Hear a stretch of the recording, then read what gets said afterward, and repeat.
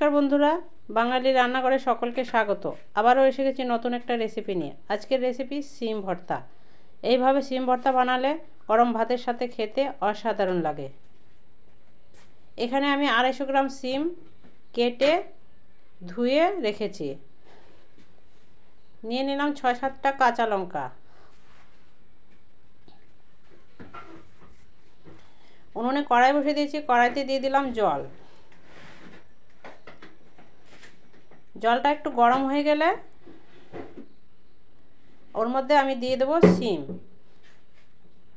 জলের পরিমাণটা এমন নিতে হবে যাতে সিমটাও সিদ্ধ হয়ে যায় আর জলটাও শুকিয়ে যায়। খুব বেশি জল নেওয়া যাবে না। এখন আমি ঢাকা দিয়ে 10 মিনিট মতো সিমটাকে সেদ্ধ করব। 10 মিনিট হয়ে গেছে, ঢাকা খুলে দিলাম। জলটা প্রায় শুকিয়ে গেছে, আর সামান্য জল আছে। এখন আমি আঁচটা বাড়িয়ে দিয়ে জলটা শুকিয়ে নেব।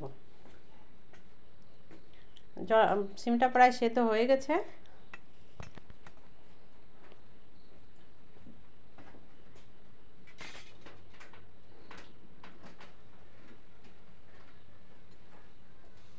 জলটা শুকিয়ে গেছে। এখন আমি সিমগুলোকে একটা প্লেটে উঠিয়ে নেব।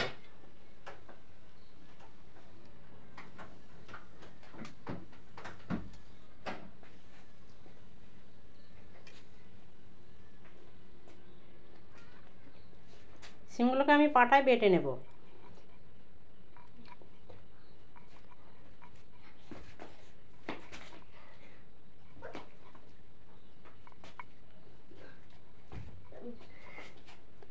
রেসিপিটা কেমন লাগলো কমেন্ট করে অবশ্যই জানাবেন।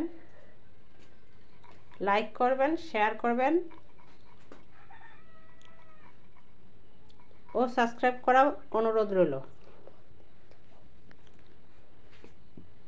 লঙ্কাগুলো দিয়েছিলাম, লঙ্কাগুলো আমি বেটে নেব। বেটে সিমের সাথে ভালো করে মিশিয়ে নেব।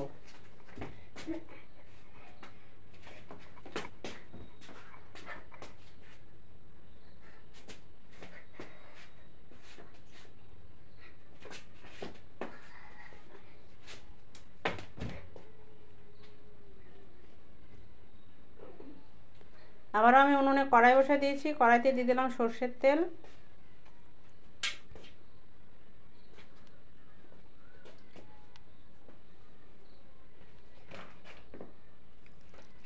দিয়ে দিলাম কালো জিরা।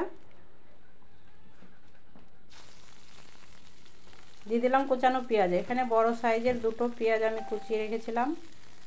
এতে পেঁয়াজের পরিমাণটা একটু বেশি লাগে।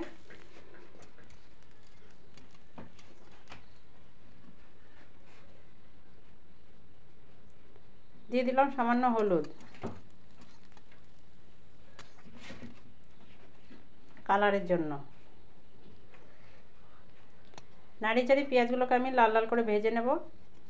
পেঁয়াজটা ভাজা হয়ে গেছে। এখন আমি এতে দিয়ে দিলাম সিম বাটা। দিয়ে নাড়িচাড়ে ভালো করে মিশিয়ে নেব পেঁয়াজের সঙ্গে।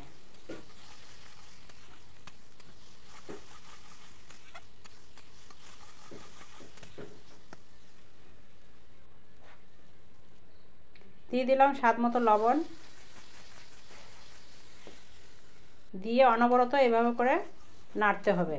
যতক্ষণ না রেসিপিটা হয়ে যায় ততক্ষণ পর্যন্ত এটা এভাবে অনবরত নাড়িয়ে যেতে হবে যাতে পোড়া না লাগে।